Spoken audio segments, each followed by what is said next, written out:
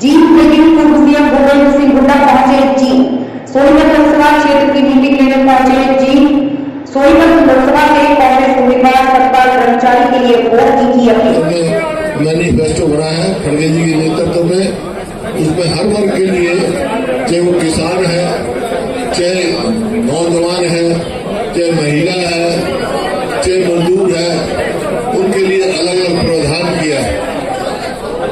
और जो बेरोजगार है उसके लिए, तो बेरोजगार को जो अप्रेंटिसशिप है उसको 1 लाख रुपए मिलेगी साल की। इसी प्रकार से जो घर में सबसे वरिष्ठ महिला है उसको 1 लाख रुपए साल का मिलेगा। इसी प्रकार से मनरेगा की मजदूरी जो है 400 से कम नहीं मिलेगी। इसी प्रकार से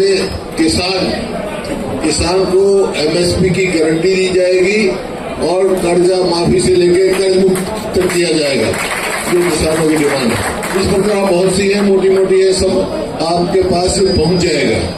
ब्रह्मचारी जी घर तक पहुंचाएंगे। मैं इस वास्ते कह रहा हूँ आप सब जो प्रमुख आदमी हो, चुनाव आपने लड़ना है।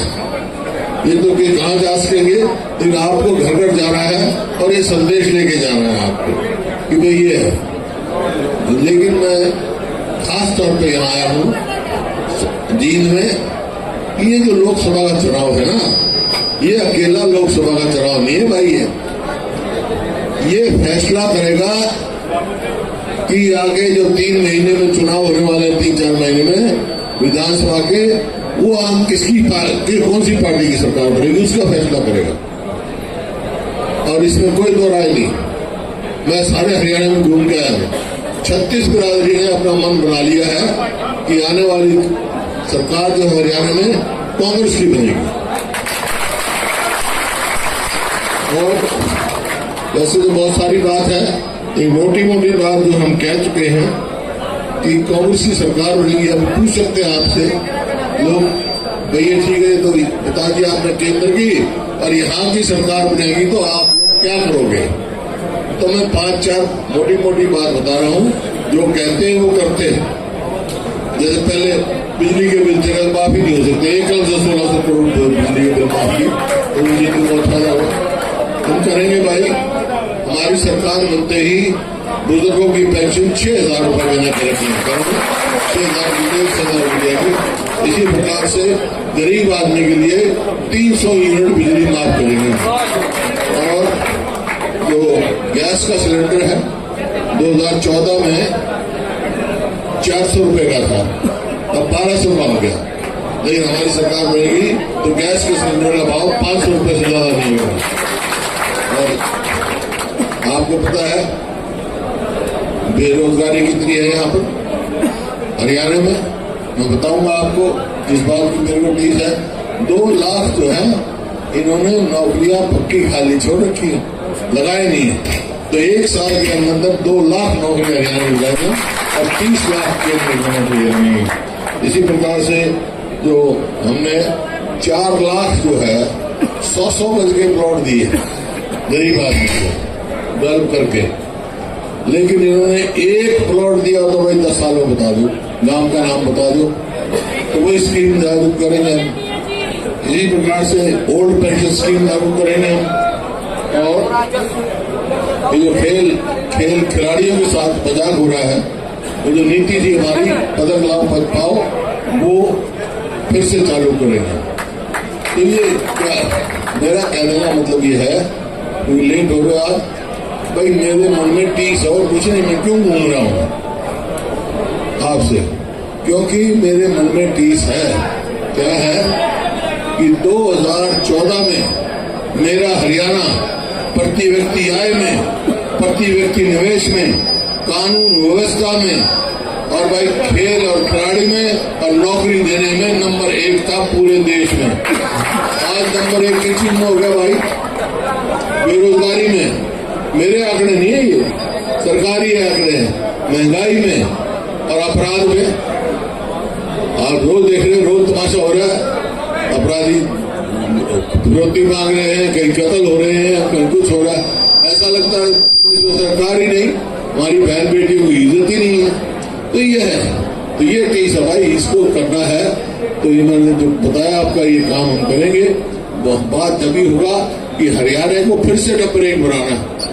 अब बेरोजगारी है, बेरोजगारी में रोजगार देने में हरियाणा नंबर 1 था। एक और खोल रखा है कौशल रोजगार निगम, उसमें ना तो पक्की नौकरी है, ना कोई मेरिट है, ना कोई पेंशन है, ना कोई रिजर्वेशन है, ठेके पे कर रहे हैं। युवाओं के भविष्य के साथ खिलवाड़ की जा रही है।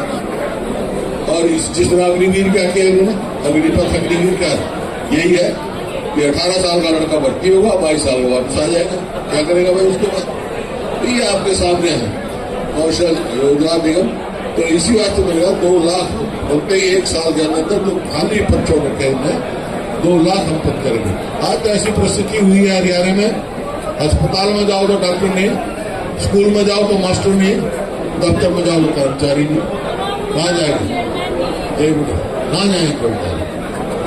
और कानून व्यवस्था का जैसे मैंने बताया अपराध का, आपको याद होगा 2005 में हमारी सरकार बनी थी, उससे पहले भी ऐसी परिस्थिति थी, जेलों से बदमाश और जेल से राज चला रहे थे। मैंने कह दिया था बनते ही अपराधी या तो अपराध छोड़ जाओ या हरियाणा छोड़ जाओ। तो आज फिर कहने जा रहा हूँ, कांग्रेस से सरकार आते हैं भाई बदमाशों को हरियाणा में निकालना। जमीन तो विकास करेंगे, जमीन तो हम आगे प्रगति करेंगे। और भाई इसी वास्ते तो आप लोगों को बहुत अच्छा उम्मीदवार दिया। ये उम्मीदवार हमारे सरकार कर्मचारी भाई मैं आज से नहीं बहुत साल से जानता हूँ। जब मैं गंगा में डूबा था हरिद्वार में, जब मेरी हुई थी, मैंने बहुत मदद करी हमारी, और उस समय से मैं इनके संपर्क में हूँ। बहुत ही स्वच्छ आदमी है, ईमानदार है, लगनशील है। आपकी आवाज लोकसभा में पूरे जोर शोर से उठाएंगे। तो मेरा एक ही निवेदन है, पिछली बार तो मैं लड़ा था यहाँ से, कसम छोड़ दी कि कुछ भी हालात थे, लेकिन अब का जो है जो मेरा मार्जिन था उससे दुगने से जीता है इनको। कहोगे ना गुजरात में है 3,24,000 जिताओगे? बता दो भाई, हाथ खड़े कर बता दो।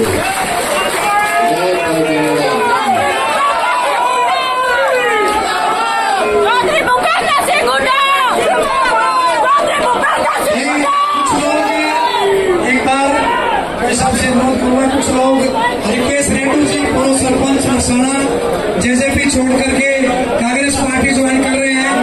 विजय रेड्डी जी लोक समिति के जो है सदस्य हैं। सुरेंद्र आपका डेलीगेशन भी आप चंडीगढ़ गया था, लेकिन आगे क्या दे दिया ना,